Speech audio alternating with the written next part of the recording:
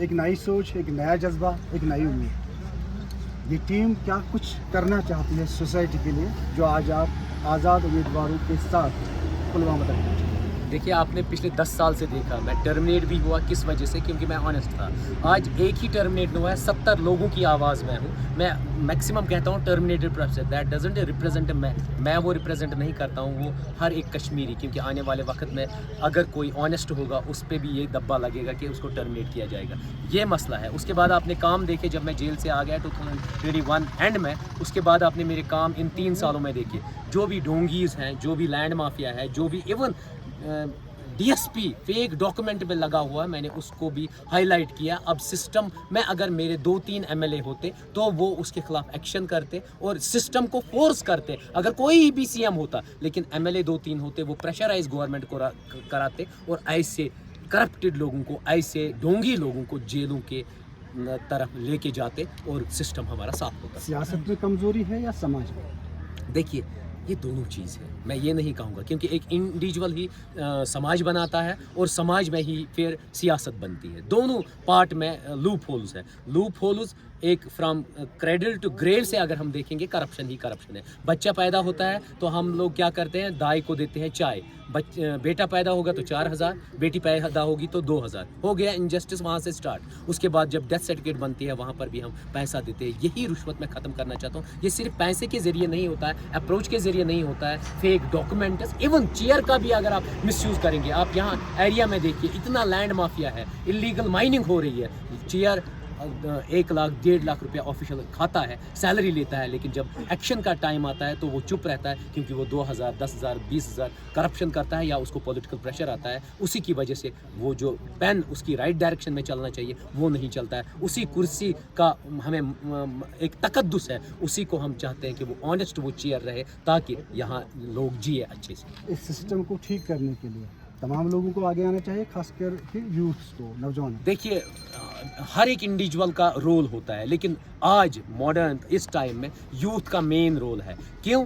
پرانے بزرگ جو ہے ان کی آئیڈیالوجی اب چلی گئی. وہ کہتے تھے کہ ہم بٹن دبائیں گے, این سی کو بٹن دبائیں گے, پی ڈی پی کو, وہ نہیں ہے. آج آپ ایک چہرے کو ووٹ دے دیجیے. میں ریکویسٹ کرتا ہوں پورے JNK کے یوتھ کو, کبھی پارٹی کو مت سپورٹ کیجیے. پارٹی کی اگر آئیڈیالوجی اچھی ہے اور وہ آنیسٹ بندہ ہے تب اس کو سپورٹ کیجیے. کرپٹڈ لوگوں کو مت, اور ان ڈونگیوں کو بالکل بھی نہیں جو گاؤں تسکر ہے, جو ہماری بچیوں کا کل سودا کریں گے, جو یہاں ڈرگ مافیا چلائیں گے, جو یہاں شراب کھانے لائیں گے. ان لینڈ مافیاؤں کو تو بالکل بھی نہیں. اور جو بندہ 10 لاکھ 20 لاکھ کسی پولیٹیکل پارٹی کو دیتا ہے مینڈیٹ کے لیے, کیا آپ کو لگتا ہے وہ آنیسٹ رہے گا؟ آنیسٹ لوگوں کو چننے کی ضرورت ہے تاکہ وہ آپ کی ریپرزنٹیشن کریں. 2 جگہوں پہ آپ نے برکاتی صاحب کو کھڑا کیا ہے, جی, گاندربل اور بیروا میں.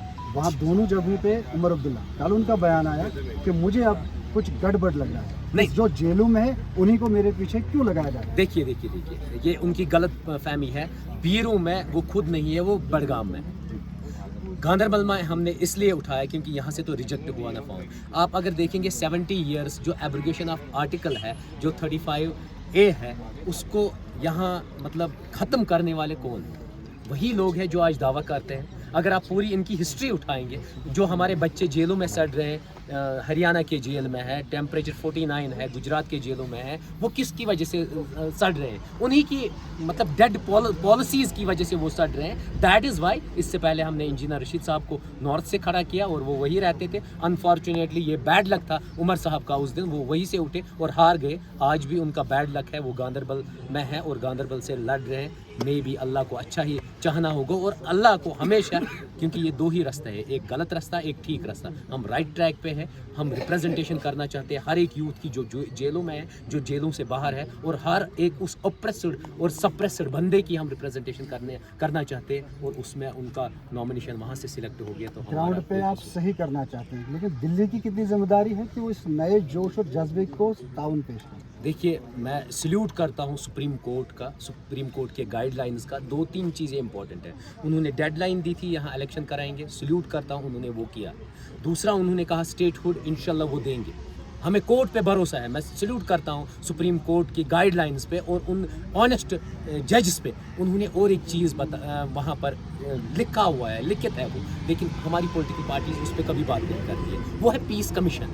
थर्ड पॉइंट वहाँ पर पीस कमीशन है। पीस कमीशन में जो भी ऑफिशियल इन्वॉल्व है इलीगल डिटेंशन को, जो भी ऑफिशियल इन्वॉल्व है इलीगल किलिंग पे, ऑनेस्ट मतलब उन्होंने एक इनोसेंट बंदे को किल किया है या जेलों में डाला है, उसके खिलाफ एक कमीशन बैठेगा, उसके खिलाफ वो कार्रवाई करेंगे। वो अभी तक यहाँ लागू नहीं हुआ। और जो भी उन्होंने पॉलिसीज लगाई थी जो बाहर जेलों में हैं उनको वापस लाया जाएगा पीस कमीशन के थ्रू, वो नहीं हुआ। मैं गवर्नमेंट ऑफ इंडिया से यही दरख्वास्त करता हूँ और सुप्रीम कोर्ट से यही दरख्वास्त करता हूँ, उसको as soon as possible implement होना चाहिए, क्योंकि वो 9 महीने पहले की बात है। आजकल उस पर कोई भी बात नहीं होती है। ये